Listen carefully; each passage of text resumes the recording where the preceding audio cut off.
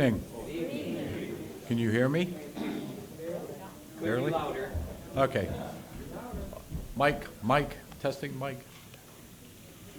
Thank you. My name is Jim Kratsis. Welcome to the Gerald Ford Museum. I'm the deputy director here. I would ask for everyone's convenience if you would turn off your cell phone before we start.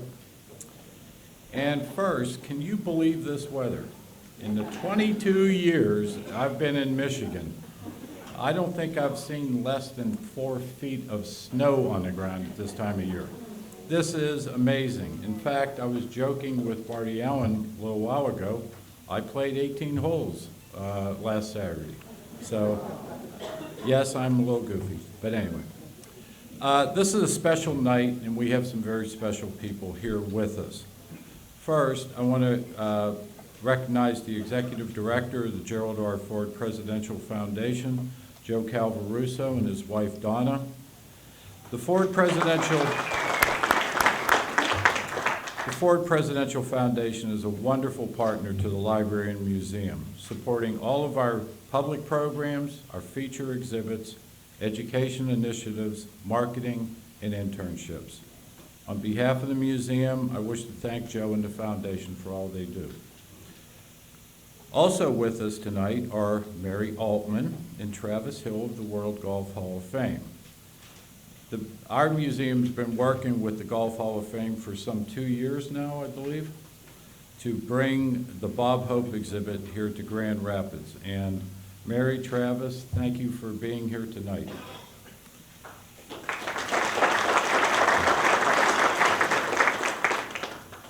Tonight's opening of Bob Hope, an American Treasure, is an insightful look into a remarkable man. Bob Hope was not only America's greatest entertainer, but also one of our nation's greatest public servants. He brought his shows to our servicemen who were stationed all across the globe. These young soldiers, far from home and facing the grim realities of war, were offered a well-deserved respite, a time to laugh and forget their fears. A slice of home was brought to these far-off lands and remote locations by this great American. Bob Hope was also the friend of professional golfers, athletes, all of Hollywood, and presidents. In September of 1981, this singular icon of America came to this very museum to take part in the festivities surrounding the dedication of this institution. He came because Bob Hope and Gerald Ford had a lasting friendship that had endured for decades. They also shared a passion for the game of golf. These two world-renowned men were frequently paired together in charity events, raising millions of dollars for so many worthy causes.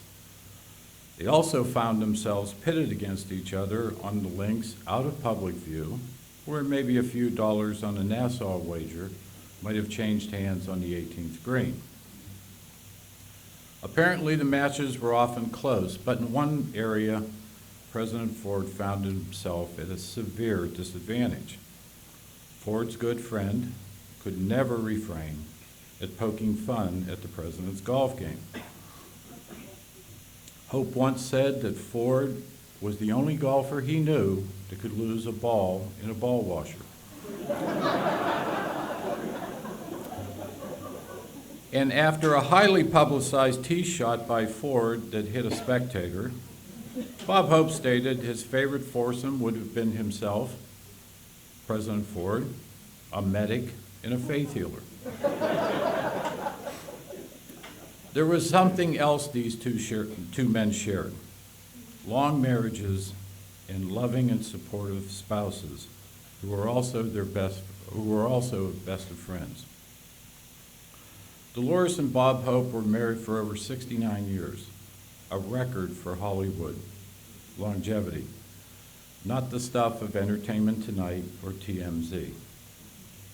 In our last of our permanent exhibits upstairs, you can see Mrs. Hope talk about her relationship her friendship, and her admiration of Mrs. Ford. Now I'd like to introduce Jack Peter of the World Golf Hall of Fame, who will set the stage for Zach Hope's talk. At the end of Mr. Hope's talk, he will be fielding questions from all of you, and you can fill out your cards, and I'll run around and collect them for you, and our director, Elaine Didier, will ask them. Jack Peter heads the World Golf Hall of Fame, an initiative of the World Golf Foundation, dedicated to celebrating and recognizing the game's great players and contributors. As the Senior Vice President and Chief Operating Officer, Jack is responsible for the Hall's strategic planning and guidance of its marketing, communications, public relations, television initiatives, operations, and exhibit development. Jack, this sounds like too much for you. Maybe you need me to come down for about 6 months out of the year to help you out. That is the winter. Jack is a native of Chicago. He graduated from Loyola University, and he lives with his wife in Ponte Vedra, Beach, Florida. And my pleasure to welcome Jack Peters.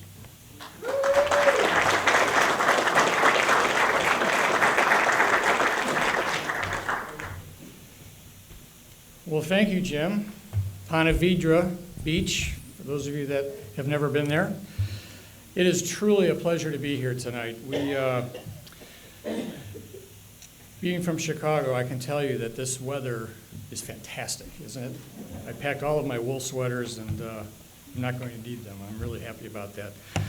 But again, on behalf of the Hall of Fame and Museum, I want to thank Jim, I want to thank Elaine and the entire team here at the museum for the opportunity to showcase, excuse me, truly one of America's national treasures. You have a wonderful facility here. Being in the museum business, I had a chance to walk around earlier today, and you folks should be very proud of what you have here in Grand Rapids. It is a very special, unique experience for the guest, and it's obvious that there are a lot of love, a lot of care, and a lot of commitment went into building this entire facility. So again, I want to thank everybody for their gracious hospitality. I also want to thank Bob's grandson, Zach Hope, who's you're going to hear from a little bit later. None of this would be possible for what we're doing with the Hope family at the Hall of Fame without the support of the Bob and Dolores Charitable Foundation, and certainly Zach's support has been right there in step with them. And like I said, you'll hear from Zach in just a few minutes. Jim introduced my staff, but I'm going to do it again. Travis is our Director of Communications, sitting in the front row here, and Mary Altman is our Director of Marketing. She's actually the creative architect for the Bob Hope exhibit, and thank you for being here tonight. The first question I ask people, I have two things I'm going to talk about tonight. First, I'm going to talk a little bit about the Hall of Fame in World Golf Village in Northeast Florida, and then I'm going to talk a little bit about how we got involved with the Hope family and how we got here tonight. So my first question that I ask people, my most favorite question, is who has visited the World Golf Hall of Fame in St. Augustine, Florida? A little show of hands. Okay, not bad. Not bad. So for those of you that have not been there, we do a little geography lesson here. We are in Northeast Florida. St. Augustine, Florida is tucked up in the very northeastern part of the state. It is just southeast of Jacksonville, and the museum is just a little north of St. Augustine proper. We are located along Interstate 95. The Hall of Fame and Museum is part of the World Golf Village, which is a fairly major resort development. It is a mixed-use development. We have 2 hotels on property. We have 2 golf courses. We have a retail and dining experience, an area. Bill Murray has his Caddyshack restaurant there, so if you're a fan of Bill, who's defending this week at Pebble Beach, I might add. For those of you that are looking perhaps to get out of the cold and snow, we have residential and retirement options, and that's the commercial for the World Golf Village. Obviously, the Hall of Fame is the centerpiece of the project. And I thought it would also be good tonight to talk a little bit about how the Hall of Fame came to be, because there's an interesting President Ford connection. For the golfers in the audience, the roots of the World Golf Hall of Famer in Pinehurst, North Carolina. It actually opened to the public in 1974, and President Ford attended, was the keynote speaker, and really kicked off the beginning of the World Golf Hall of Fame. So it's kind of an interesting full circle experience that we're here tonight talking about this. But that museum closed its doors in 1988 for a variety of reasons that I won't get into tonight. It transitioned to the PGA Tour, and Commissioner Beeman at that time picked up the baton for the museum and really rekindled the flame to create what is now the World Golf Hall of Fame. It is a nonprofit. We exist as a 501c3. Our board of directors is very, as you can imagine, very golf-centric, very global in their direction. We are governed by the chief executives of the PGA Tour. I won't go into the names. You probably know some of these names. The chief executive of the R&A in St. Andrews, Scotland. The commissioner of the LPGA, the executive director of the United States Golf Association, the PGA of America located in West Palm Beach. The European Tour, which is based in London, and the Masters has a seat on our board. So as you can imagine, we are all about golf, but it's a good group, and they keep us busy and on our toes. Jim reiterated our mission. Our mission is very simple. It is to preserve and honor the history of the game and the legacies of those who have made it great. Now, part of that mission we look for opportunities to take the message and the mission out of St. Augustine. Based on the show of hands tonight, it's a good bet that not everybody's going to get to St. Augustine and visit the Hall of Fame. So we think it's important to look for opportunities like the Ford Museum and take our message out of the state of Florida. We've done exhibits with the National Museum of Ireland in conjunction with the Ryder Cup when it was over there. We've been over in London and Scotland during the British Open. And most recently, closer to home, we were just in Palm Springs at the Humana Challenge, formerly the Bob Hope Desert Classic, and did a nice exhibit in conjunction with the Clinton Foundation. So this is sort of my segue into the relationship with the Hope family and the unveiling of tonight's exhibit. One of the strategies of the Hall of Fame is to create exhibitions which feature the members of the Hall of Fame. We've created very large-scale exhibitions with Jack Nicklaus, with Gary Player, with Arnold Palmer, with Nancy Lopez, really that not only told the story of their careers, but more importantly to us anyway, told the personal side of the individual. We're pretty sure all the golfers in the room know that Jack Nicklaus has won 18 majors, but I'm not sure everybody knows that he is the honorary chairman of the Fly Fishing Federation of America. He has a passion for that, and it's our job, we think, to tell those stories of who these people are, outside the ropes and outside of the competitive arena. So 4-ish years ago, we had an opportunity to meet with Linda Hope and present our ideas on how to keep the legacy of Bob Hope alive. Not only alive, but alive, active, and vibrant. So we had a lot of conversations. Some happened in Florida, some happened in New York, some happened where Linda lives in California. And with the blessing of Bob's wife and Zach's grandmother, Dolores, we set about creating an exhibition named Bob Hope, Shanks for the Memory. We honest to God, we were given the proverbial keys to the castle. It was quite an experience. We had a very unique opportunity to research and access the vast archive that is Bob Hope. There are warehouses in Burbank that Zach can attest to that just hold these treasure troves of artifacts, memorabilia, video, music, personal letters from presidents. We basically had carte blanche to do whatever we wanted. Now the challenge creatively to all that is how do you tell a story for someone who not only lived for 100 years but was in the public eye, entertaining for arguably 95 years of those. You can't do it in a linear fashion. It would take too long. We would still be working on it. So we decided to focus on basically 5 major storylines, which is what you'll see tonight.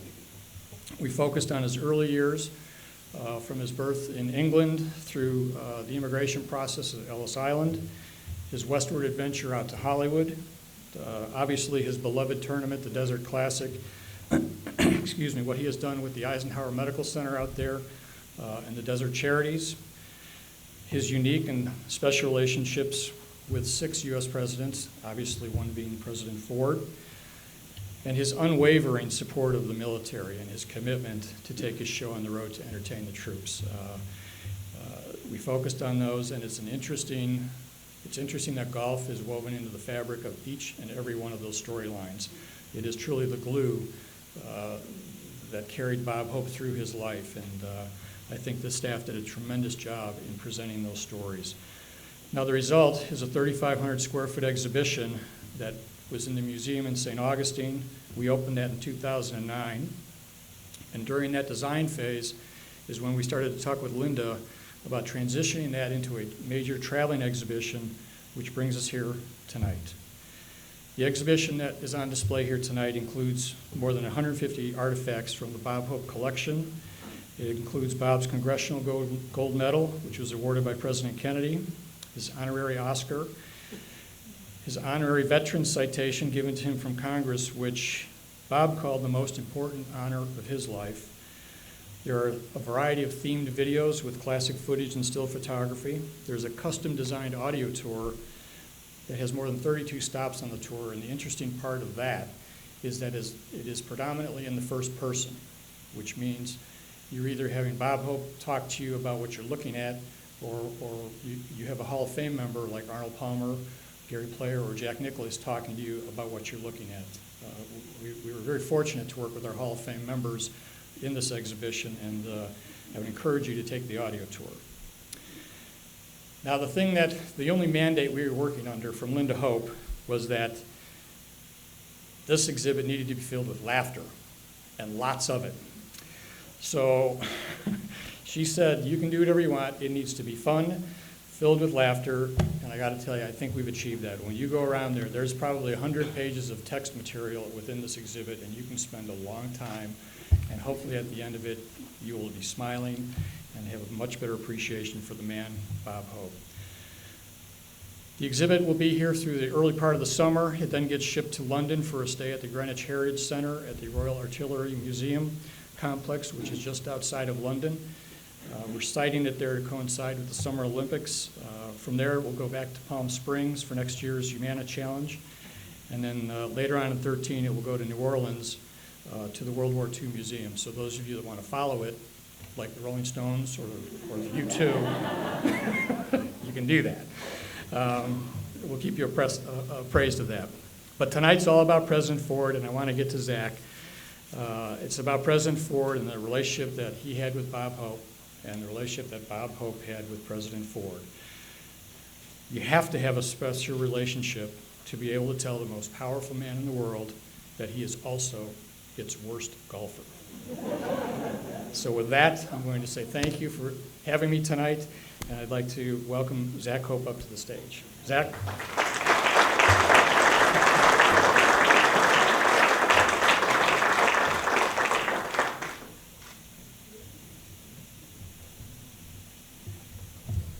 I don't know if Jerry Ford was the worst golfer, but he did hit a couple of people.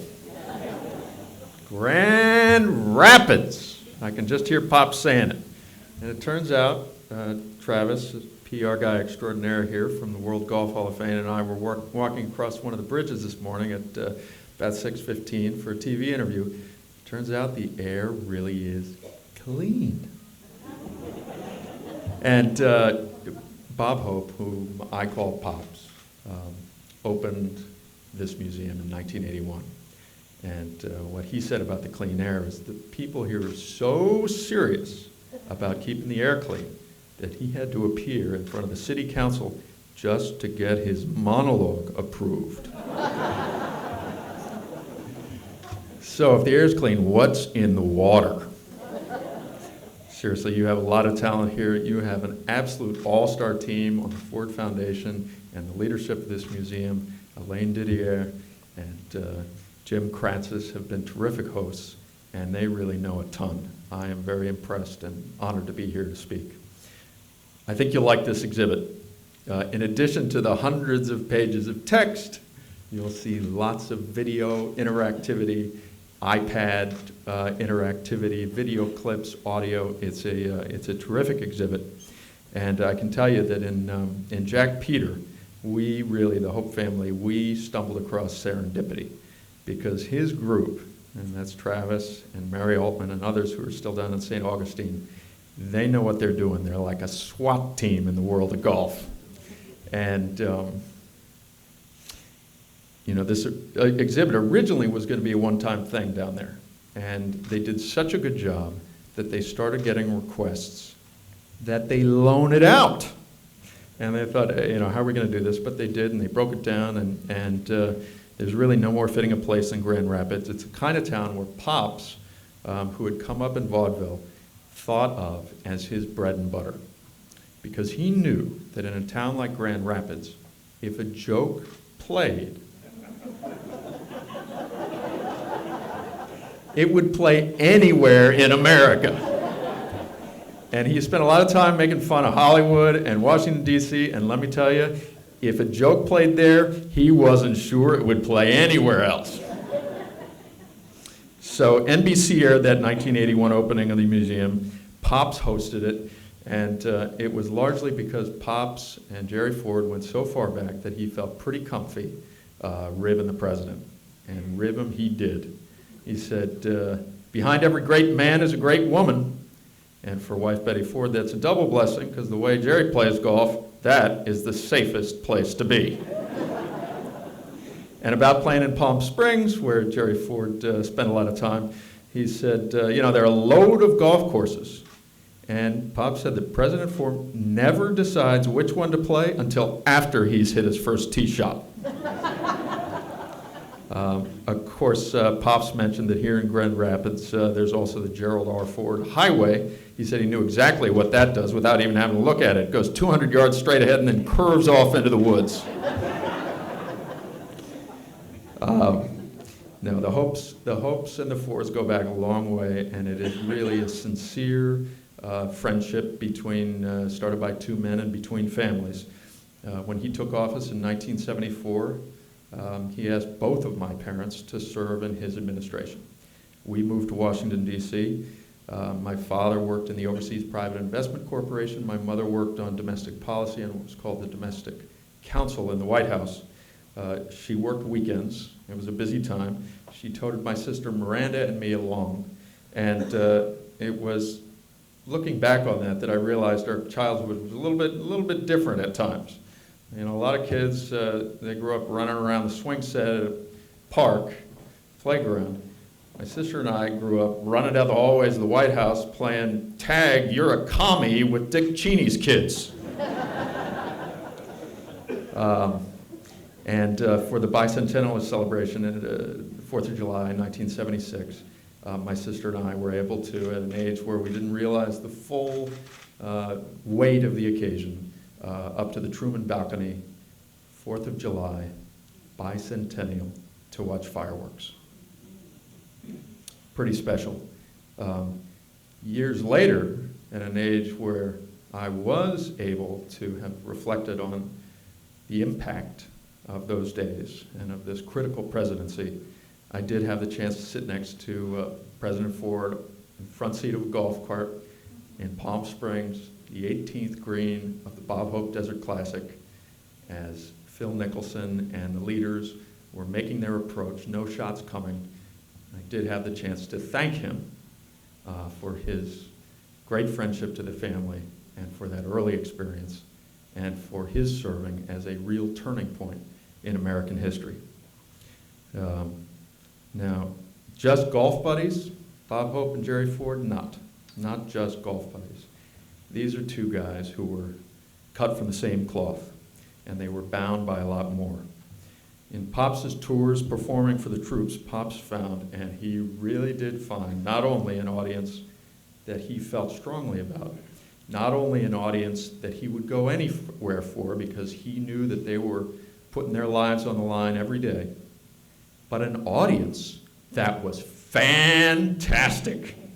I mean, he discovered an electricity in that audience that he never wanted to lose.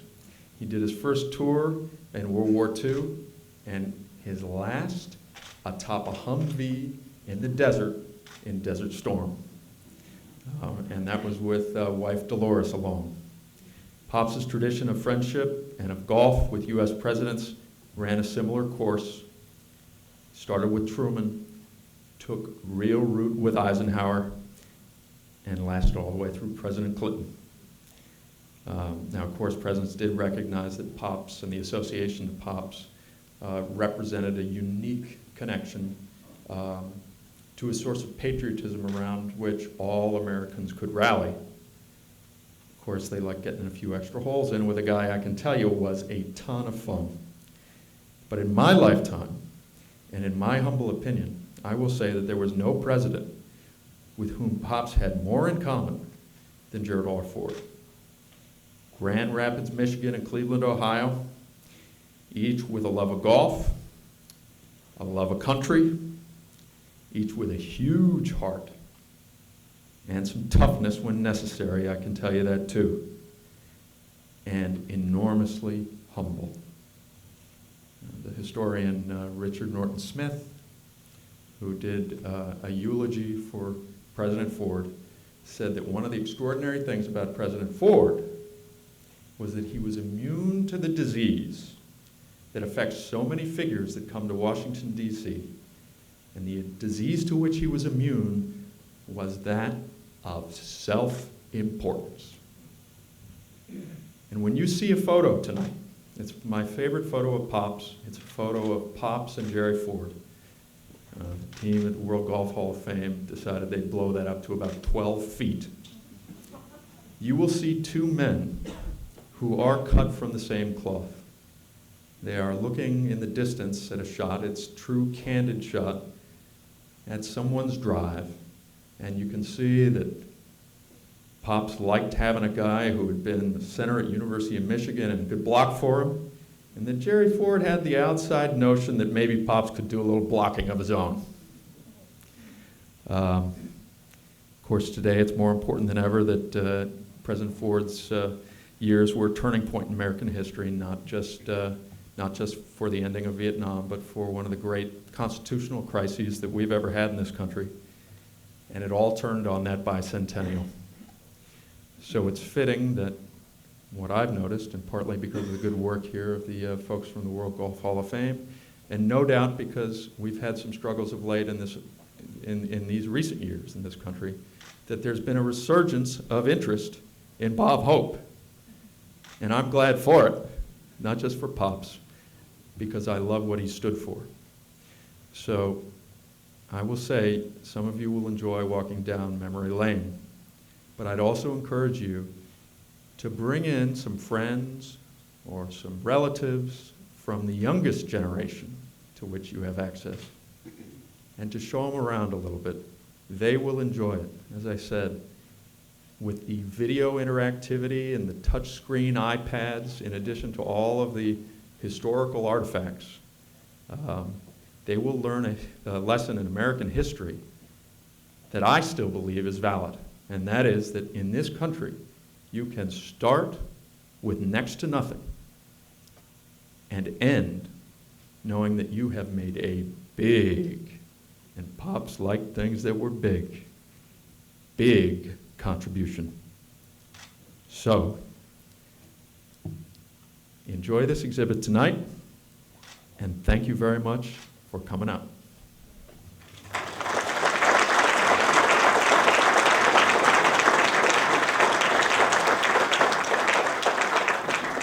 Thank you so much. We had a wonderful conversation over dinner, and we just began to touch on some of the stories, and I hope that those of you with questions will pass them to the side. I have a few here. To start, do we have military veterans here who might have seen Bob Hope in person or had the chance to meet him? We do. I thought we would. And where was that? You want to tell us? I was in Guadalcanal and Peleliu Island, and Bob Hope came, and even though during his thing we could hear shooting in the background, he really took a lot of chances to come and entertain us. Anybody else? Do we have some more? We do. Sir? can pass the mic here. You want to tell us about that? I saw Bob Hope, Bing Crosby, Jerry Colonna at the racetrack in Paris, World War II. Not performing, but at the racetrack. What a Nobody's supposed to know about that. Great. Okay, wonderful.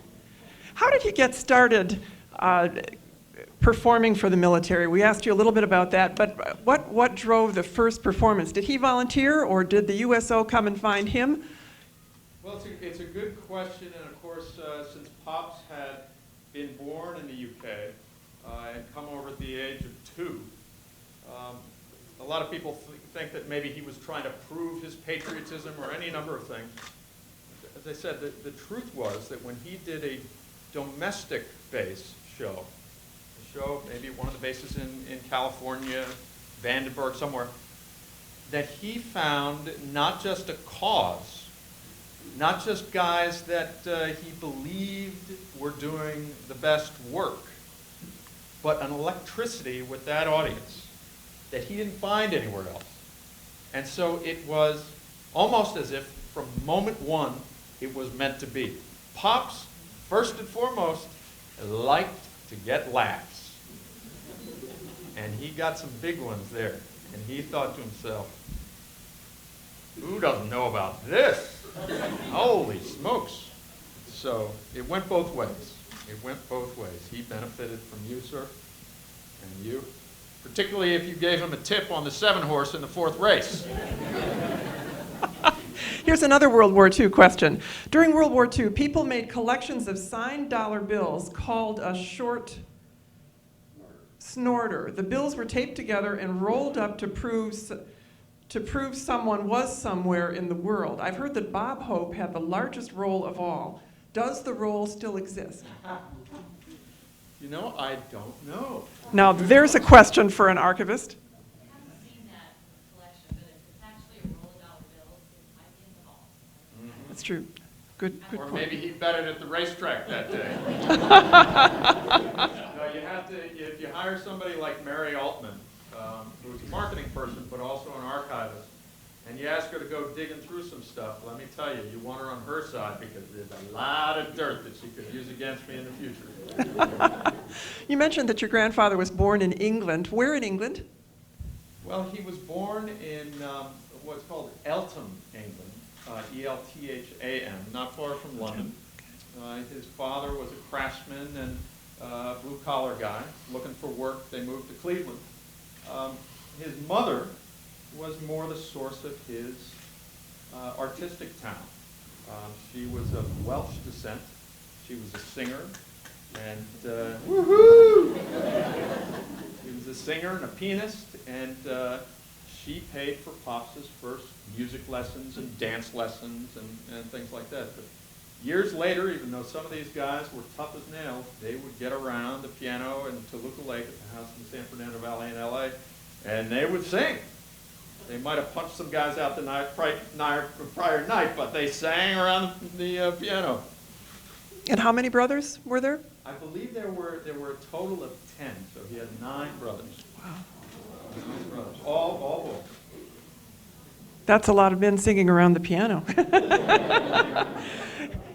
Though born in England, he came to love this country so much. What do you think was the driver in that? What was his passion for this country? Well, I mean, first off, I would imagine that when you come over at 2, you don't remember a whole lot. Listen, he came from the wrong side of the tracks in Cleveland, and you know, in those days, on that side of the track, you did anything you could to make it. So, in addition to those experiences, of course, like a lot of good, tough guys, Pops and Grandma too lived through the Great Depression. And so the name with which he was born, which is Hope, turned out to be one that others might have chosen as a stage name. He slugged it out. He did anything to try to make it. And, you know, I don't know, some of his brothers might have run numbers on that side of the track, who knows. But he tried boxing, and one of Pops' jokes was that he got more familiar with the canvas than Van Gogh during those years. He boxed under the name Packy East. In the vaudeville circuit, he tried just about everything. And of course, there was song and dance, but there were all kinds of acts that you would otherwise see today only in circuses. You know, you would see conjoined twins. Pops tried everything. And what he finally found was emceeing, hosting shows, introducing other acts, telling a few jokes, stepping off, telling a few more jokes. Years later, when we played at state fairs, he'd tell a few jokes, want a retreat, realized he didn't have another act. He said, I want to sing. Wait a minute, a couple more jokes. That's great. What are your memories of his favorite compatriots in performing? Well, you know, he had so many guys with whom he just loved to improvise a little bit. And there are lots of fantastic outtakes, but there was a guy who was before my time named Jack Benny. And Pops loved Jack Benny. I mean, he was known for performing with Bing Crosby, but Jack Benny could put him in stitches at any moment's notice. Benny said one time to my grandmother, look, I can go over and make him laugh, very serious conversation, I'm going to go and make him laugh. And Dolores said, how are you going to do that? And he said, I'm going to say something like broccoli, and he's going to laugh. And he did. Tell us more about his relationships with so many presidents. Was it just the Gulf, or was it mutual respect? He crossed parties. Talk more about that. Well, that's another thing that nobody knows about crossing parties. No, he did, and you know, including the last president, with which he had a real relationship in office, which is Bill Clinton. You know, Pops liked things that were big. He wanted to know who was going to be big, what was going to be big. He was always paying attention to what people were buying in the supermarket because he wanted to know what products were going to be big. And one of the things that he thought was biggest was Disney. Was when he did the opening of Disneyland in the late 50s, early 60s. And he took a look at that and he said, goodness, I'm going to get involved with this. And so when Disney World opened up down in Florida, he started buying up property all around. The point is that the biggest manifestation of the U.S. would be the president. And so even though there was a lot for both parties, you know, presidents found this great association of patriotism, and Pops needed the commander-in-chief for access to this audience that he loved. But Pops liked guys who really were the best at what they did, and he loved hanging out with these guys. Very humble, very humble. Talk more about the Disney connection and your grandfather's entrepreneurial spirit, because you spoke about that at dinner, and that was a surprise for all of us present, that was a business acumen side of Bob Hope that we don't think about. Well, you know, somehow he would get away in a performance. You know, somebody would say that they wanted him to do a benefit somewhere, so-and-so, knowing that it was charitable, and he said, how's the money? And then he would go do the benefit for free, of course. But I think, again, coming through the Great Depression, coming from the wrong side of the tracks, never knowing where the next meal was coming from when he was going to grow up, made him very interested in how to survive. He had a lot of compassion for people who weren't making it. And he had always relied very much on writers.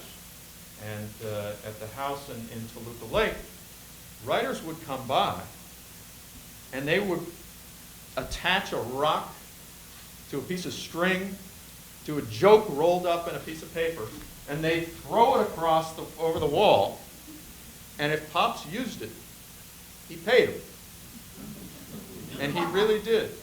Now, years later, guys maybe weren't on the staff. They could come by without a joke, and they'd say, hey, listen, I really need a couple of bucks. And he would step away from the dinner table, and he'd peel off a few bills, and he'd come back and sit down, and you knew exactly what he had just gone and done. He paid attention to to what he thought of as common sense business. And he took care of a lot of people. Tell us more about your parents' relationship with President and Mrs. Ford. What did they enjoy most about each other?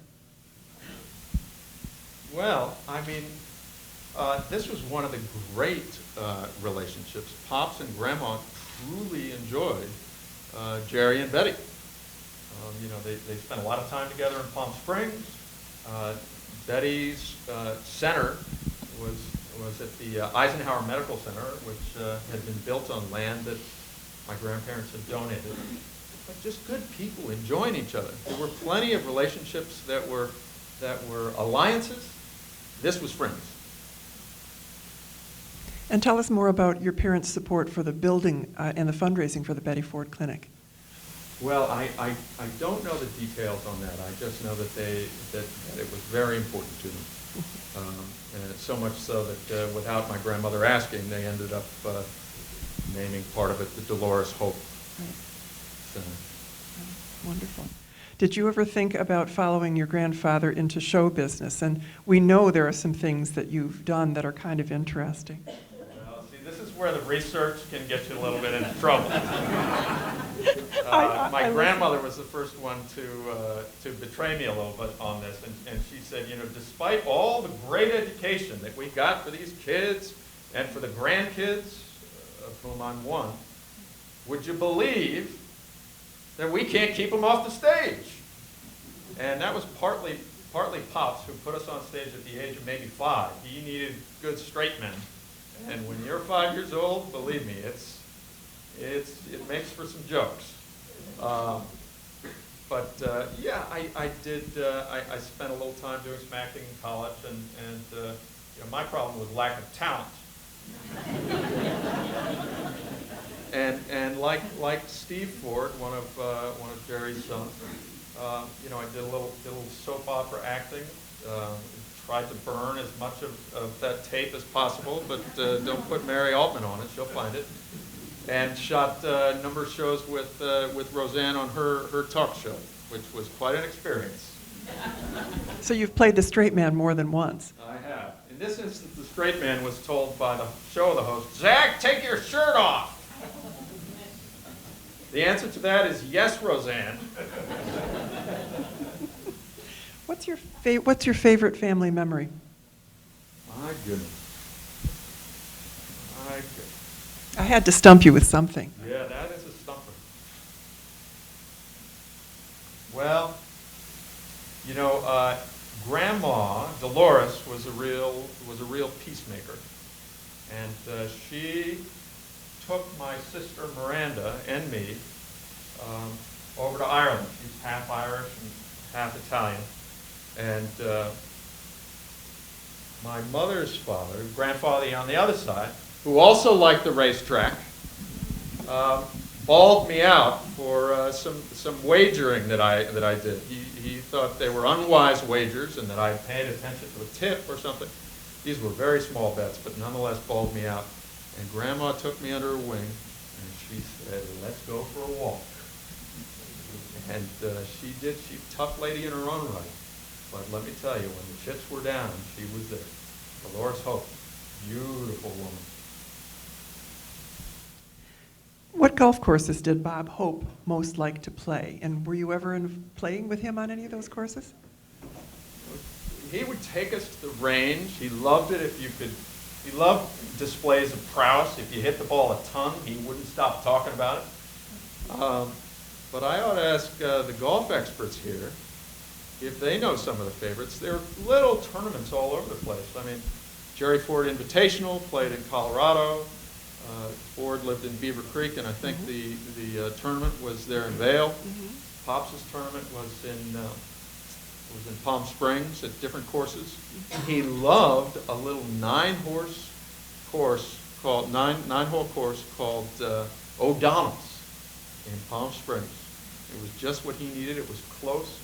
Pops didn't like a lot of rigmarole of traveling around. People wondered, why would you live in Toluca Lake in San Fernando Valley when you could live in the great big house in Beverly Hills? And he was just much more down to earth than that. He said, you know, I just can't imagine being on the wrong side of the hill from the studios where I work. I mean, it's LA, what if there's traffic? He liked being equidistant between Disney and Warner Brothers and various studios, and for him, that was work, and that's what he cared about. Talking about the exhibit, what's your favorite feature of the items that were so carefully selected? Because, you know, there are hard choices to make in planning any exhibit. We know exactly what that's like. So tell us, what's your favorite aspect of this exhibit? Well, you know, we talk about the relationship with presidents and talk about entertaining and his tours. But there are a couple of IDs, identification cards issued by the Department of Defense that allowed him to go on those tours. And you could point to all kinds of things that gave him access, whether it was C3s that were taken, Raquel Welch and company over. But those IDs really tell the story, and there's one thing in that same case, which is a monologue of Pop's. It looks like it's maybe 15 pages or something. I believe it goes all the way back to the 1940s.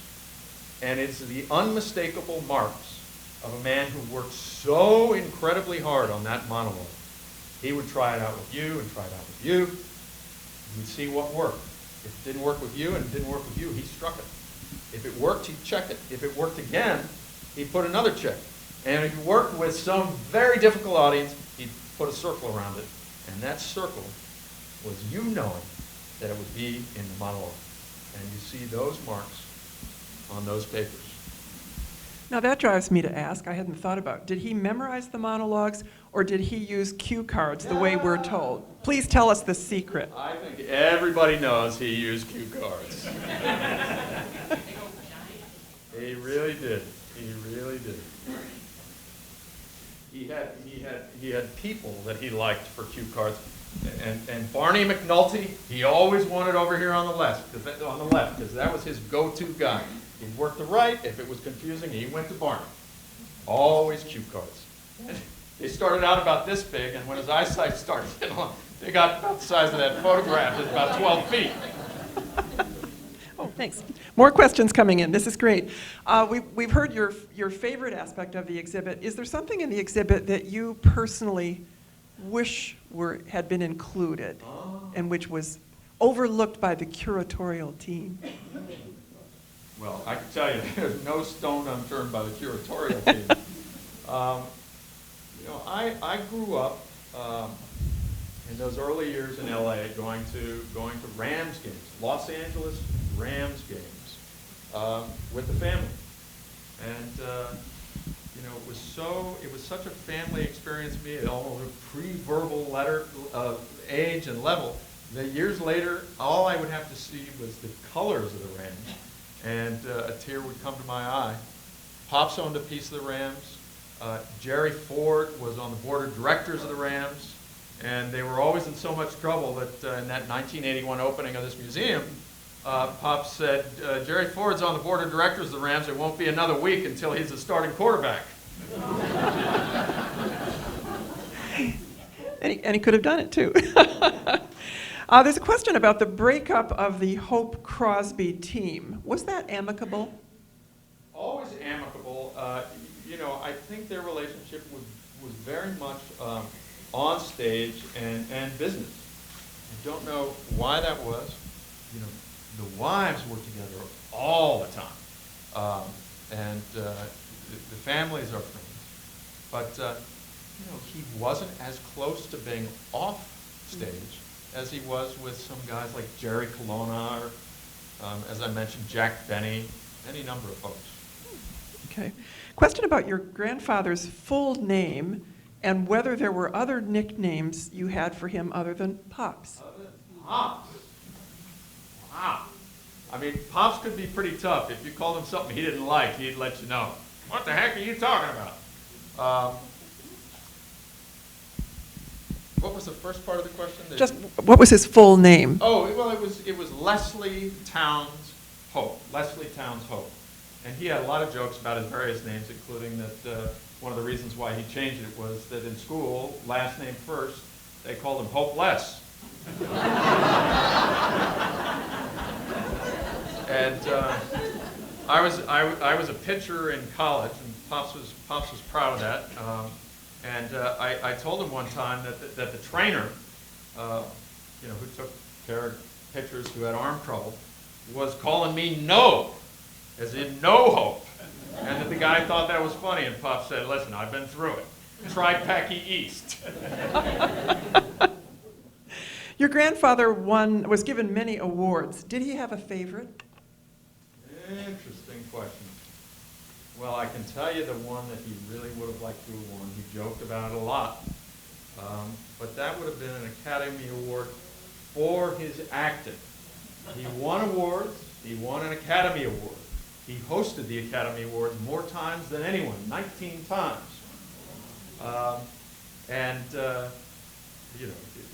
Very, very Protestant on his side and Catholic on my grandmother's. But at the Academy Awards, he would say things like, "Welcome to the Academy Awards, that in our household we call Passover."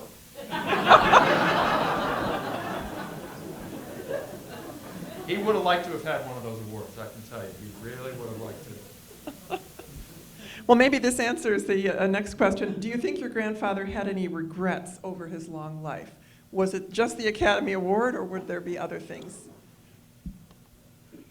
Well, he was a good businessman, so we were talking a little bit at dinner tonight because it surprised people.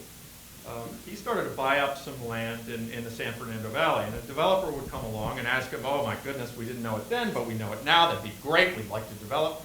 And Pops would say, "Well, we got 20 acres there, and I bought it for nothing, and I'd be happy to swap it with you. You can build there, but I need 40 just across the road where you don't think it's so valuable." They say, "Oh my goodness, we can't build there. Here's your 40 acres, blah, blah, blah." And then a couple of years later, they come back and say, "We really like those 40 acres. Pop said, "No problem. I'll take 80 just diagonally up a couple of blocks." And that allowed him to keep building and to manage his very early on tax basis in those properties. But I'll tell you, when he parted with a piece of property that he later regretted, there was no talking to him about that. He would be very irritable. You mentioned, "What about those 80 acres that you gave up over in the valley?" "What the hell are you talking about? There wasn't 80 acres. But then he'd ask you to look into the next lot over and see if the people were still living there. Maybe we could get it back. And we have to close with a question about your own passion for golf. Do you share your granddad's passion? I need a lot of work on the golf. I did hit the ball pretty far and pretty straight, but my grandmother pointed out that I had a little problem with patience, and that the short game needed some improvement. Was she a golfer too? Yes. Okay. Big golfer. She loved to golf. Oh, that's great. So they shared that. That's wonderful. That's great. Well, we want to thank you for being here. Isn't this marvelous to have such a wonderful representative?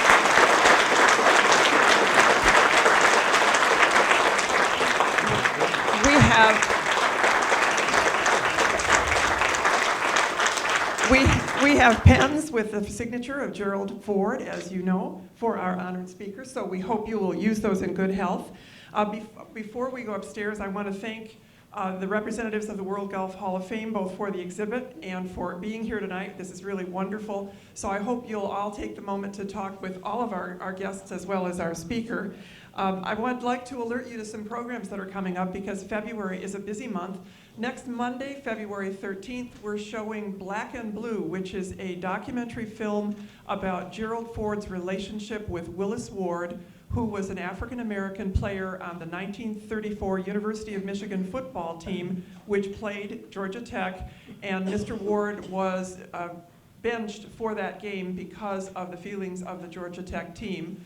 It's a fascinating documentary. It really shows some early wonderful characteristics of President Ford, and we encourage you to come. So that's at 7 o'clock on Monday, February 13th. We will have with us the producer, Brian Kruger, and the writer, Buddy Morehouse, and also Buzz Thomas, who is the grandson of Willis Ward. He's a former state senator and a wonderful representative of the Ford family. And that was a friendship, by the way, that President Ford carried forward throughout the life that he and Willis Ward shared. Willis Ward became a judge in Detroit, very distinguished individual, a Democrat, but nonetheless Ford campaigned for him and he campaigned for Ford, so that the friendship continued from when they met in their freshman year coming at the University of Michigan.